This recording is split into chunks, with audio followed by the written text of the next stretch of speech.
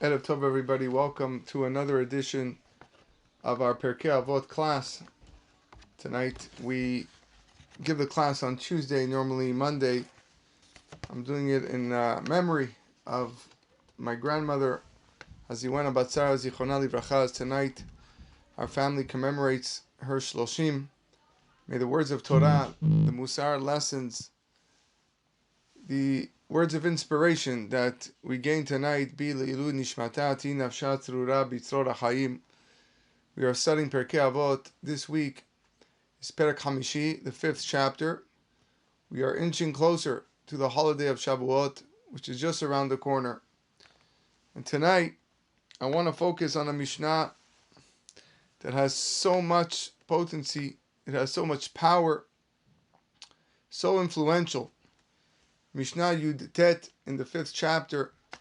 In some versions, it's Mishnah Tet Zayin, the 16th, either the 19th or the 16th if you're following inside, or if you're listening on a recording on the Finding Holiness podcast, where you can find this and many others, all the shiurim there, Bezrat Hashem, findingholiness.buzzsprout.com. This Mishnah is anonymous. It does not have an author, although the truth is most of the 5th chapter does not have an author. And not quite sure who we can attribute this to, other than maybe just it's a general idea, something that is so meaningful that all the Chachamim held by this. Mishnah says in Perek Mishnah Yutet or Tet Zayin, Kol ahava shehi teluya bedavar, batel davar betela ahava. Any love that depends on the specific cause, when that cause is gone, then the love is gone. But if it does not depend on a specific cause, if the love is not talui on anything, then ena betela le'olam. That love will never cease. Ezohi ahava shehi teluya bedavar. The Mishnah gives us an example. Which sort of love is dependent on a specific cause? Zo ahavat Amnon veTamar. This is the love of Amnon and Tamar, which we'll shortly explain. V'she'ena teluya bedavar, and what is considered a type of love which is not dependent on a specific cause or cause, that is the love of David and Yehonatan. So that is the Mishnah, the actual literal text of the Mishnah, and we'll like to expand on this Bezrat Hashem with your permission. As always, the words of the Chachamim are clear and obvious, yet they shed light on what we fail as in life. When we look at our own experiences, this is a Mishnah that has so much meaning, as I said. A love which is dependent on an external factor will not endure. And an example of this is Amnon and Tamar.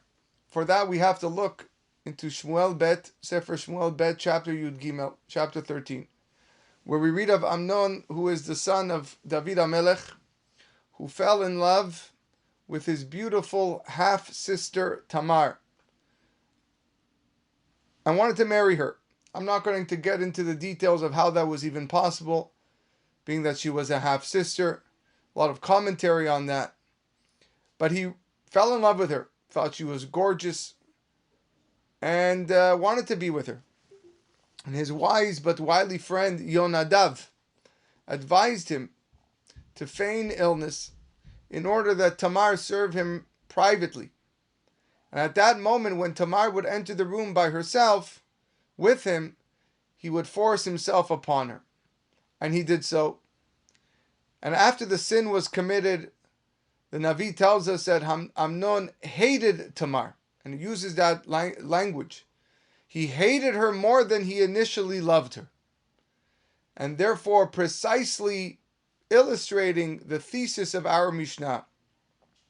And as a result of this tragedy in the house of David, the Gemara records that David HaMelech's court decreed from that moment on that a man may not be in seclusion with an unmarried woman. We call this yichud. That now the Torah and the Chachamim forbid seclusion with a married woman alone. And of course, the story does not end here. 2 years later, Tamar's full brother, Avshalom, who was not a saint himself, had Amnon murdered in vengeance. And of course, that led to Avshalom's rebellion against David and eventually his own death. Our Mishnah chose Amnon and Tamar as a classic example of this principle. Amnon's love for Tamar was not just dependent. Amnon's love didn't exist at all. The object of Amnon's love was not Tamar, but rather it was himself. He wanted to satisfy his own physical lusts. And Rabbeinu Yonah in Pirke Avot points out that once that physical lust was removed and it was taken care of, his attraction instantly went away and it turned into hatred and disgust, revealing itself as the nothingness that it always was. Because love based on external factors, whether it's lust or money or prestige, is selfish rather than selfless. I love this person because I feel I will get from him or get from her something. That is not love in the Jewish sense. It is self-interest. When the self-interest is no longer present, the love will be exposed as the empty act of selfishness that it was all along. How can you expect to communicate effectively? How can you expect to have healthy relationships when you're not even aware of what the word love means? We use it so often, this term. The Mishnah is basically a dictionary here. It defines a word that is used so frequently and so freely, a word that is the drive behind human behavior, and we don't know what it means. Love, ahava. What is love? An amazing story in the name of Rav Mendel of Kutsk, the Kutzker Rebbe, who once saw a man clearly enjoying a tasty dish of fish. He was in heaven, cloud nine, eating this delicacy, this beautiful fish. And the Rebbe saw him enjoying, benefiting, and he said, "Why are you eating the fish?" the rabbi asked. And the young man, he was taken aback by the strange question, but he looked up at the rabbi and he said, "Because I love fish. I love fish." So the rabbi so smartly looks at the person and says, "And is it because you love fish so much that you decided to kill the fish and cook the fish and eat the fish?" The man didn't know what to say. And the rabbi continued, "If you really loved the fish, you would have let it live in the water. Young man, you don't love the fish. You love yourself," said the Kutzker Rebbe. "And because the fish gratifies your appetite, you killed it and then you ate it." Unbelievable story. Our civilization is awash in love, quote unquote. Yet marriages are disintegrating at rates faster than ever before. And that's because the love in Western civilization, in today's society, is fish love. It all has to do with me. It's selfish love. And therefore the word love is empty. Without mentioning names, just yesterday in the news, another high-profile couple files for divorce in the world of billionaires, almost trillionaires, how much they're worth. You have everything in the world. You have all the money. You probably own islands. You have multiple homes, any car that you want. You can spend millions every day and it's not enough. But they're not happy. They're not in love. And they split apart. And they move aside. Isn't this something that we have to pay attention to? Can we not draw a lesson from this? What is love? I'm not sure. Based on what I see in the world, people think it's love, but it's not. But our Mishnah tells us an example of true love. Do you want to know what true love is? Our Mishnah refers us to one generation earlier, to the very young David, before he was king, and his best friend, Yehonatan, ben Shaul, the son of Shaul HaMelech. There in Shmuel Aleph, chapters 18 to 20, discuss the deep bond of love and friendship between these two men. Shaul HaMelech, although very righteous, first king of Israel, became a depressant and saw David's existence as a threat to his own kingship and dynasty. Yehonatan risked his own life to save David from death, even though that David's eventual kingship would mean Yehonatan would never be king. But again, as Rabbeinu Yonah explains in his Perush on Pirke Avot, Yehonatan displayed true selfless love, caring more for David than he cared for himself. The bond of friendship that these two men had for each other exceeded the physical bond or of a desire that a man can even have for a woman. And David, when eulogizing Yonatan, he says it straight out, your love for me was more wondrous than the love of women. So once a Chacham on this story posed a very obvious question on our Mishnah. We're saying that this is Ahava she'ena tluya badavar, a love that is not dependent on a specific cause.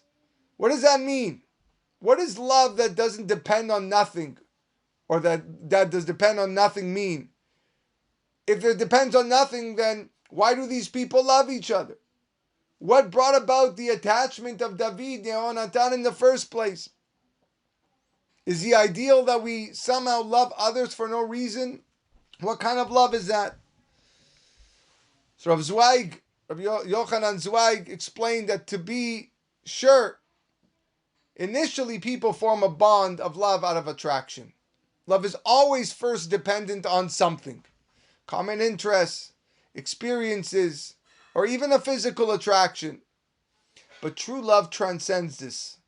True love occurs when the two parties have grown so close to one another, when they have shared so much together, that their love no longer needs external stimulation.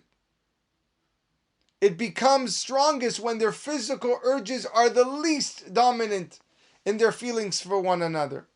When their feelings become entirely selfless, by sharing their lives and experiences with one another, by giving it to each other, by growing together, a couple then merges into a single entity, caring more about the other and about the whole than the individual. In one of the most amazing books I've ever read, All for the Boss, written by Ruchama Shein, a biography of her father, Rav Yaakov Yosef Herman. I actually lost the book, and I don't know where it is, and it bothers me to this day. I always say I want to buy another copy. All for the Boss. It's an unbelievable read. There in the book, she recalls that when she was engaged, she and her fiancé were together somewhere with her parents. And she commented that, jokingly, with amusement, that she and her fiancé were not yet married, but they were sitting very close to each other. But her parents, who were married for many years, were sitting far apart, further apart. And her father responded to her and said, "My dear daughter, it's just the opposite. You and your fiancé, you hadn't become close yet. You're not close yet. And therefore you need the physical closeness to reinforce the sense of unity between the two. They had to be reminded that they were close and in love. But me and your mother, who've had lived and shared so many years together, who have bonded so deeply, we didn't need physical proximity to feel united. because distance cannot interfere with our closeness. And Ruchama Shein, the author, writes how she saw her parents exchange a knowing glance at that moment, the type that only a husband and wife can share. And she wrote that she experienced a deep longing that she and her future husband would too one day feel the same way, the same closeness and oneness as her parents did. This is the bond that we must aspire in our own marriages and our friendly relationships with everyone around us. And relationships take many years and effort to achieve this. They begin with great time and energy. And it's our job to make them not dependent on something, so that it's beyond that. It becomes selfless. When we strive for true closeness, selfless, independent, possessing a life of its own type of love, when we reach out in that type of bond is unbreakable. And that applies not just, of course, Lo Kol Sheken with our wives, but every single Jew. I read a touching story about the Baba Sali, recounted by Rav Mordechai Eliyahu Zecher Tzadik Livracha. And he says that one day he attended a Seudat Mitzvah with the Baba Sali in Netivot, where he lived. Among the participants was a man named Elbaz, who was a member of city council for the city of Be'er Sheva, and he represented the Meretz political party, which was a far left Israeli political party, and as you know, many of the far left parties are anti-religious. And some participants felt that it was inappropriate for this Elbaz person, a non-observant left-wing Jew, to participate in the Seudat Mitzvah in the company of a holy man such as the Baba Sali. And Rav Mordechai Eliyahu relates that as I sat next to the Baba Sali at the head of the table, someone came to ask the Baba Sali whether or not this man should even be there. What's he doing over here? Should we get rid of him? Let's kick him out. So Rav Mordechai Eliyahu says, I didn't want to repeat the story to the Baba Sali. They came to me to ask whether to ask the Baba Sali. He goes, I didn't want to repeat the story, to reenact the infamous story of Kamsa and Bar Kamsa, which we said not long ago, to shame a man who attended at the meal. His presence at the meal of such a holy man of the Baba Sali, there was a spark of holiness there that who knows what can happen, but I don't want to bring it up. So therefore I pretended not to understand what these self-righteous men were asking me to ask the Baba Sali. I pretended not to even bring it up. But they ignored me. And they went to the Baba Sali himself. He also pretended not to understand their request. What are you talking about? Elbaz, far left, right? He wasn't thinking of that. And they gave up. And they went back to their places, lamenting at the Chilul Hashem, they called it, that this irreligious Jew was at the Seudat Mitzvah of the Baba Sali. How can such a desecration of God's name take place right in front of their eyes? In the meantime, Baba Sali pulls out a bottle of arak and asks the kahal in attendance, who's going to pour for us, lichvod hasimcha, in honor of this occasion? The people looked around. Who was going to be the one that Baba Sali was going to choose? He was certainly going to choose a virtuous man, a individual that accomplished so much in his life, a holy individual. And after a few minutes looking around, the Baba Sali says, is there a man here named Elbaz? They searched, found no Elbaz, except for the one that they wanted to kick out. But he was ashamed to approach the Sadiq. And Baba Sali repeated his request over and over again. Is there someone here named Elbaz? And then finally they urged the city councilor to go to the Baba Sali. And shyly he approached the rabbi and he says, my name is Elbaz. The man was very moved by the words of the Baba Sali. He took the bottle of arak from the Rav's hand and he was trembling, shaking the bottle with emotion. He served all the people around, including those tzaddikim, those self-righteous Jews who were on his case. Everyone was amazed to see the Baba Sali's selfless love for this man. And on Shabbat following that incident, Everyone was surprised to see Elbaz enter the Bet Knesset holding a talit bag with a talit. Everyone saw how it was possible to reach out to a Jew with love. That was the greatness of the tzaddikim. His attitude, the attitude of the Baba Sali differed from all of those people participating at the meal without any extra zeal. Never in a million years would he think, God forbid, to shame a Jew because he didn't observe the Torah and mitzvot. And Baba Sali and Rav Mordechai Eliyahu Zichronam Livracha, they recount this anecdote to teach us the proper path to choose.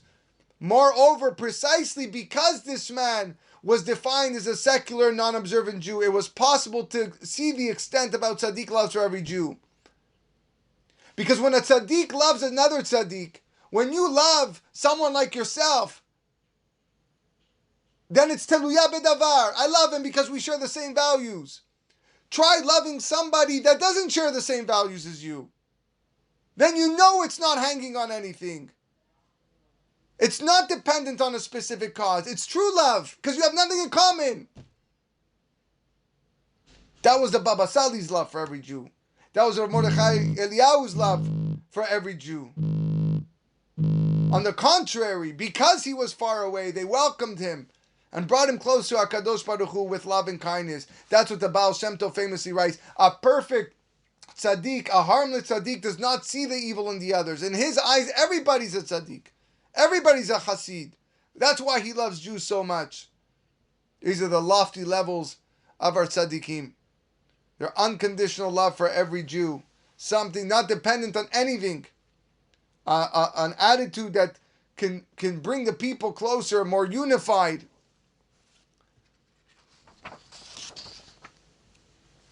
But maybe we can say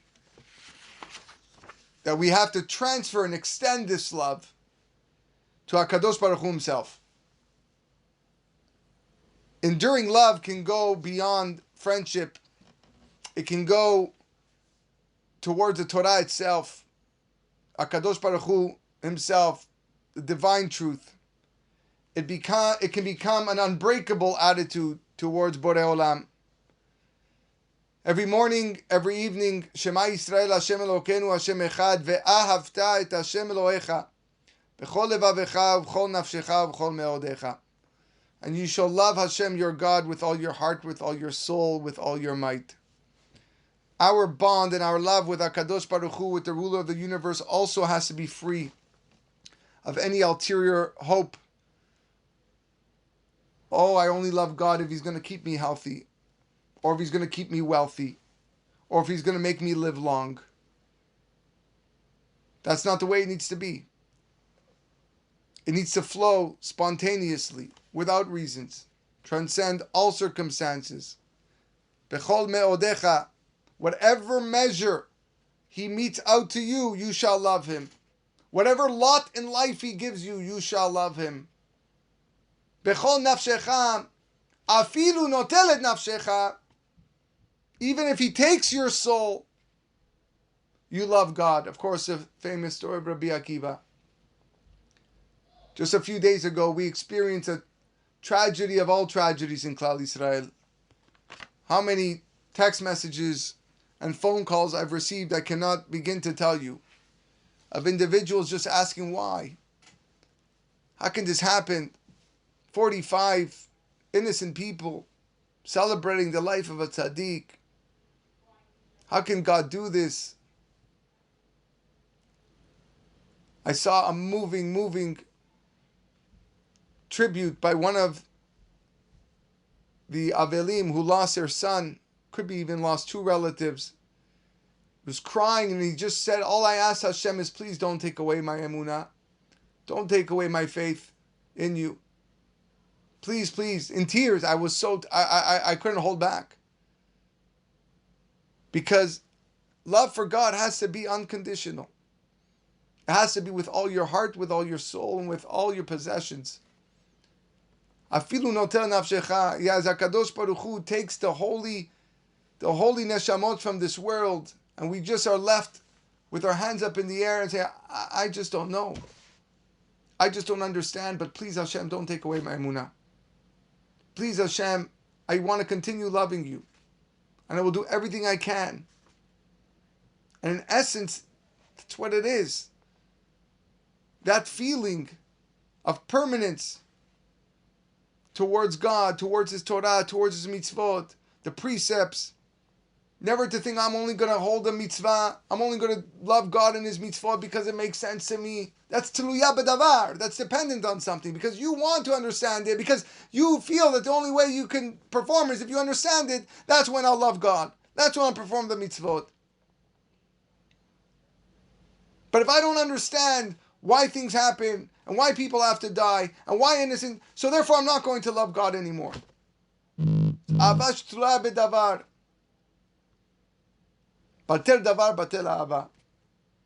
Once that gets removed, then what love do you have? Your love is fake. It's fish love.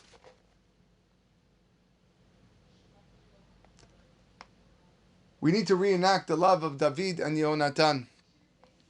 We need to reenact that of these two individuals. Yonatan, who gave up everything for the sake of David. And I saw an amazing allusion to this in the name of the Ritva, who writes that David represents the last hey of the name of Hashem, Yud Kei Vav Kei. And I think it's because if you spell out the letter hey, then it spells out hey, Yud is one of the ways to spell the letter hey. And the gematria of David is Dalid Vav Dalid is 14, plus the name itself is 15. So David is the gematria of the hey in expanded. And the first three letters of Yehonatan is Yud Hey Vav. Yud Hey Vav for Yehonatan, and then the Hey of David, which spells out the 4-letter holy name of HaKadosh Baruch Hu, Yud Kei Vav Kei. David Yonatan displayed to us how we are to love God, how we are to proceed in life when we face difficult circumstances, when we face troubles, when we face pandemics, when we face mental health issues, when we face troubles with our wives and our children and our family. Ask yourself one question. Is your love dependent on something? Is the love that you have for your family, for your spouse, is it dependent on something? Is it fish love? Because if it is, then your love is selfish. Then you don't love the other person, you only love yourself. And therefore, when it's not beneficial to yourself, when you don't feel good at that moment, then who cares about everybody else? I'm only eating the fish because I love fish. But I don't care for the fish. I don't care for the life of the fish. I only love God because, He gives me parnasa, or He gives me a nice home. But if something was to happen to my home, if something was to happen, God forbid, to my well-being, then maybe I won't love God so much. Then again, I only love myself. I don't love God the way I'm supposed to love Him. David Yonatan represented what it is to love each other and to love God without any barriers, totally selfless. Baba Sali, Ramodechai Eliyahu, all the tzaddikim. God forbid they looked at someone else and said, I'm not loving you because you're different than me. I love you because you're a Jew. The same words, ve'afta et Hashem Elohecha, is the same word, ve'afta le'recha kamocha, and you shall love your friend like yourself. This is what we have to strive to be. The word ve'ahavta, the same letters as the Baal Turim, the same letters as ha'avot, Avraham, Yitzchak, Yaakov, who made their life mission to bring people, to love everybody, to teach them how to love God properly. And this is the lesson of the Mishnah. Yes, it's anonymous. We don't know who the author is, but that just means that it's accepted by everybody. This is our mission. Define love. Many people today, they don't know what is love. They think they know what love is, but in essence, they don't. They use the term so freely, so frequently, but when they look deep down inside, it's something that is selfish. Let us work on ourselves. Let's work on our selfless acts of love towards our fellow Jews, towards our community, towards our spouses and our children. And achat kama v'kama to HaKadosh Baruch Hu. We zocheh to that HaKadosh Baruch Hu. Through that, we'll stop all the plagues. We'll stop all the magifot. We'll bring peace among Klal Yisrael. And through that, we'll be zocheh to Mashiach Tzidkenu b'mera b'yameinu. Amen. Wishing everybody a wonderful night.